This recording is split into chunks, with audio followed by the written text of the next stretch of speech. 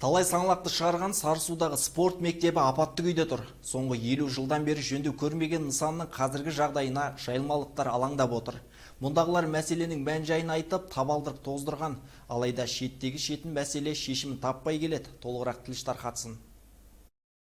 Жайылма ауылдық округінде 600-ден астам оқушы бар. Оның жартысы тұрақты түрде спортпен айналысады. Қазіргі таңда округ орталығында Бөрібек Тоғызақбаев атындағы спорт кешені бар. Таланттарды танымал еткен күрес залы бөлек орналасқан. Дегенмен апатты деп танылған ғимарат қауіптілігіне қарамастан жұмыс істеп тұр.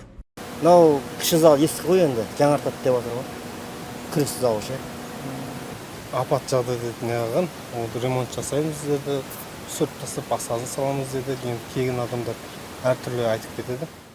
Айта кетейік, екі дүркін әлем чемпионы атанған Нұр Аманшүкіров пен самбодан әлем чемпионатының күміс жүлдегері, әйелдер арасындағы Азия чемпионатының жеңімпазы Асылжан Орынбасарова да дәл осы күрес залында жаттыққан. 6 әлемге әйгілі спортшыларды тәрбиелеген мектеп 1964 жылдан бері мүлдем жөндеу көрмеген дейді директор. Ұсынысқа енгізілген бұл пункті. Ол 2024 жылы ұсынысқа енгізілген.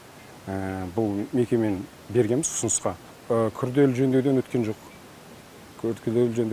Бірақ ағымдағы жөндеу жұмыстары жүргізіліп жатыр жылда. Мәселенің мән-жайын білмекке аудан орталығын ат басын бұрдық. Ғимараттың 15 жыл бұрын ғана күрделі жөндеуден өткендігін айтады аппарат басшысы. 2009-да жүргізілген. Күрделі жөндеу жұмыстары жүргізілген.